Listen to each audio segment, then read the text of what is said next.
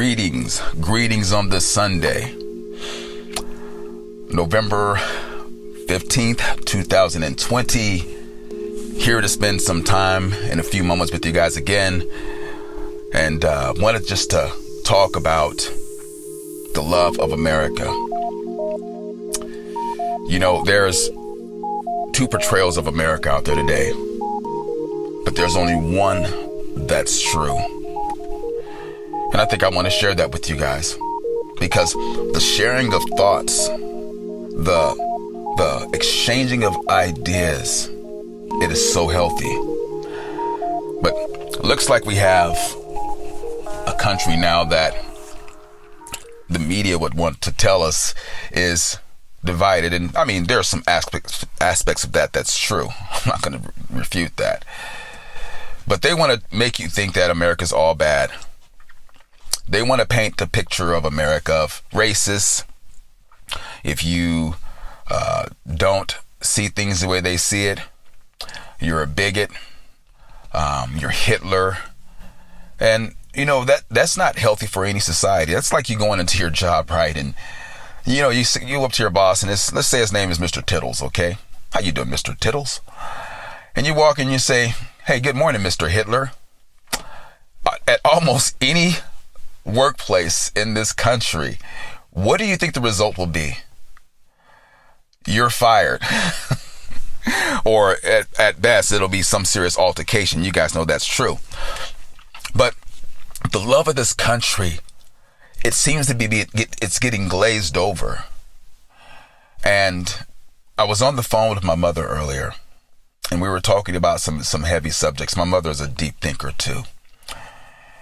And we were talking about just from the 80s, the 70s until now. And I think what prompted the conversation was I was talking about a movie that I went to go see. This movie called Warriors. She took me to see. And she said, you know, I think she remembered, but she got, confused with FaceTime and distortion, all stuff like that. But that prompted one thing that led into another thing. And that's why I say iron truly does sharpen iron. It sharpens it. And so we started talking about the plight, and I'm not taking away from the successes and the progress we've made in this country so far from the last 3.5, 4 years. And yes, the country should, if you have a strong economy, that brings people together, because who wants to fight when you got pockets full of money, right? Think about it. Two guys, this guy has a pocket full of money, the other guy has a pocket full of money. What are you going to talk? Wait a minute, excuse me, guys. They'll find a reason to fight. I got more money than you. But you know what? No, because they'll be competitive, because everyone's working. So if everyone's making money, that goes back to my point. And test this, anybody. It brings people together. Now, you have the evil empires. And trust me, I've not forgotten about the love of America. This is what I want to talk about. But you have the empire of conservative, wealthy people that, live a certain way. Then you have the liberal, more, elitist left, and they have money too. And so as we're having that opportunity to make money, on both sides are happy, and then both sides you can battle, right? The one side over there, they're, always in a negative attitude, but they still make money. Trust me, there's a lot of people that are very liberal that has mega money. Look at Jeff Bezos. Just amazing. And so that tells you, and that tells me, that money doesn't discriminate.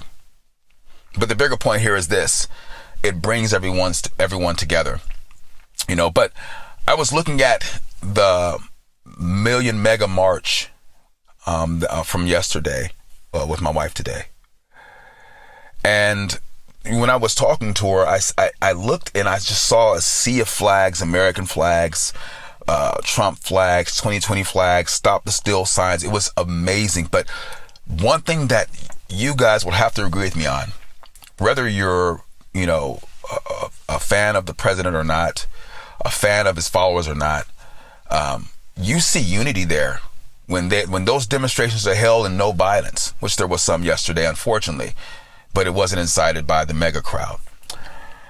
But you see the unity, and then you talk about the love of America. You look at every single country in this world. They have one symbol that represents their country, and that's their flag. And that right there, stop and think about that for a second. Allow that to absorb into your cerebellum. The flag is what represents any country. And believe me, if you go to China, you're going to see China flags everywhere. You go to North Korea, you're going to see the flags everywhere, because that's how you represent that plot of ground, that massive plot of ground that we have. And so, as we represent our flag, I want to ask this question. If you love America, you're going to represent that flag. If you love America, you're going to come out in the red, white, and blue. Even if you don't like the colors, that's fine. You know what they stand for. And you're going to say, I support those colors because that's our umbrella. And so just look at a 30,000 foot view of America, 100,000 foot view or whatever. America, and it's just a whole umbrella is the American flag, the red, white, and blue, and the stars and the stripes. That's our heritage. And I was talking to a guy the other day, and he says, we were talking about parties, and he said, we never had a party. And so he wanted to talk about bringing up and creating a black party.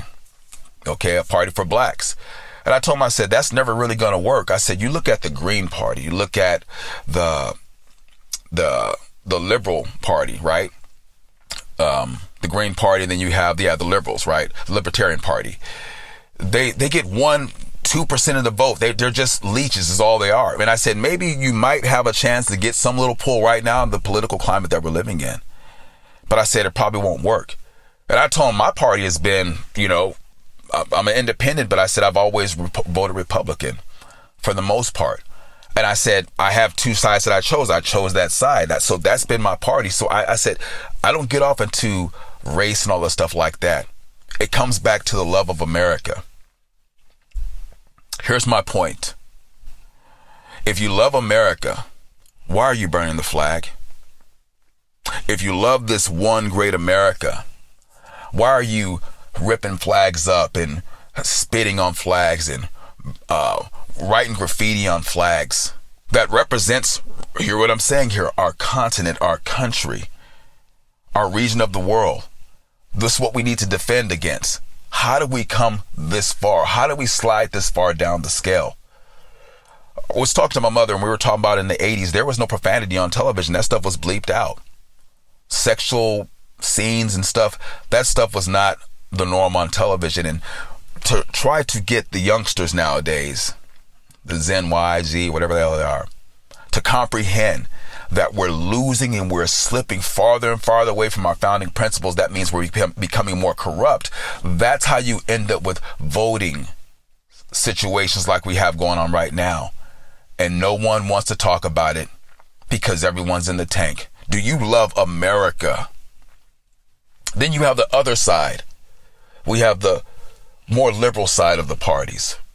And they say they love the country, and they vow to fight for the Constitution. But you see them show up in rallies with black on, mask over their face, burning the flags, breaking the windows, burning down buildings, assaulting their fellow human beings, killing their fellow human beings, and blurting out the most explicit language towards not just the voters of the president, but the president himself, and bashing the country and its founding as being inherently owned by slave and slave owners. Like that has one darn thing to do with us today, all the opportunity that we have today. And so as I look at both sides, one side, bright, go look it up, ladies and gentlemen, flags, unity, the other side, dark, under the cover of darkness, mask on their face, burning and showing up in black. To me, ladies and gentlemen, that looks like a party or people that believes this country to them is dead. That's why they said, we're going to burn the whole system down. So as you think about your loyalty to this country, I know where my loyalty is. It's with the USA, the red, white, and blue. I'm going to ask you a question. Where's yours? Something to think about. Till we chat again. See ya.